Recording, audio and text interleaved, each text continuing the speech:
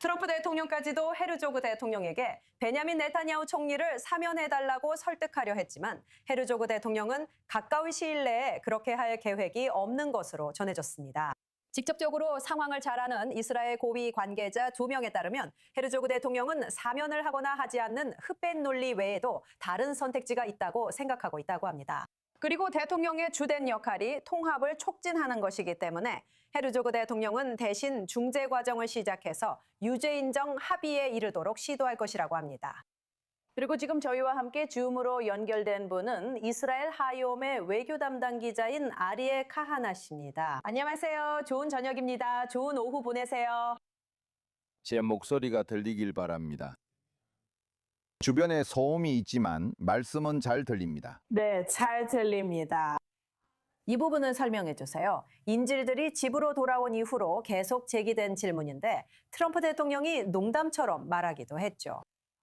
그런데 이 가능성에 대해 어떻게 생각하세요? 사면이냐 아니면 사면이 없느냐 혹은 그 중간쯤이냐?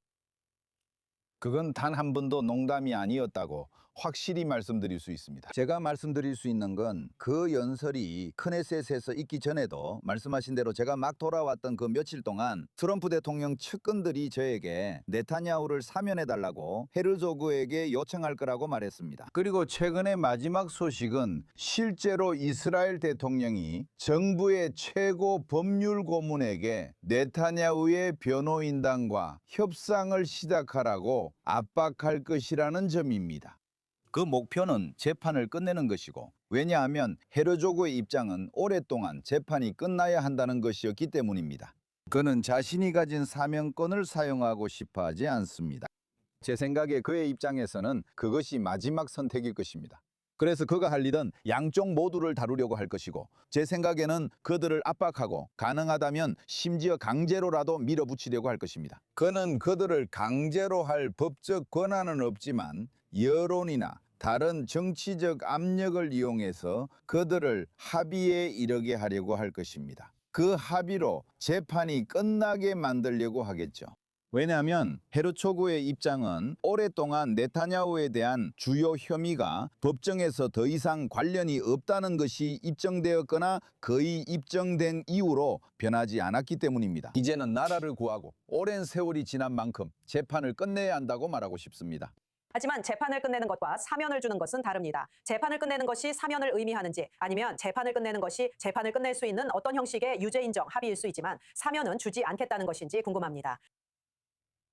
그래서 여러 가지 선택지가 있을 수 있습니다. 그리고 물론 검찰, 즉 정부가 네타냐후가 총리로서의 정치적 권력을 내려놓을 것을 요구할 것이라는 데에는 의문의 여지가 없습니다. 저는 그게 실제로 일어날지 확신할 수 없지만 협상이 열릴지에 대해서도 잘 모르겠습니다. 왜냐하면 지금까지 정부의 최고 법률 고문이 어떤 형태의 협상도 거부해왔기 때문입니다.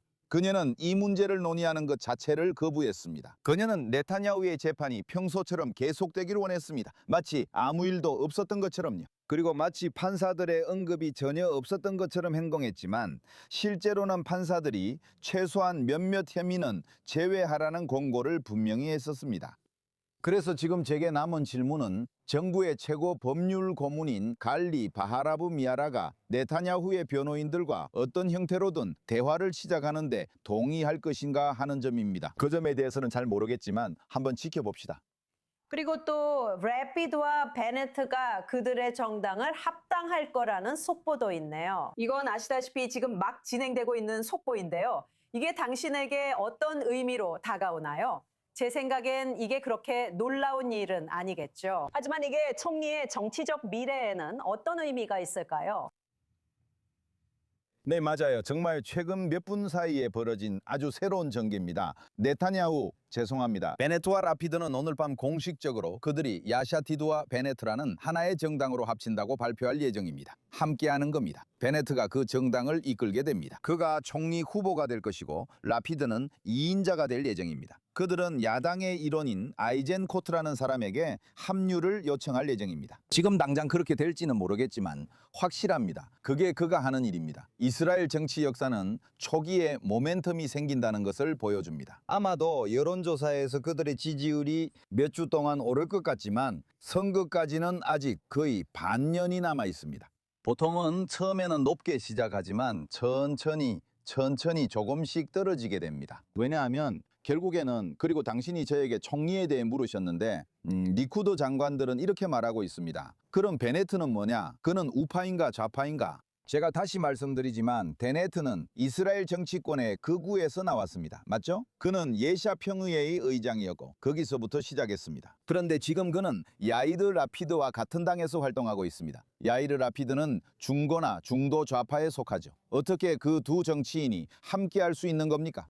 그래서 리쿠드와 네타냐후는 분명히 이 관점에서 그들을 공격할 것입니다. 정치적으로도 마찬가지고요. 히브리어로는 형제의 유대라고 부르지만 어떤 면에서는 약함의 유대라고도 할 수 있겠습니다. 제 말은 베네트와 라피드 두 사람 모두 정치적으로 상황이 그리 좋지 않기 때문입니다.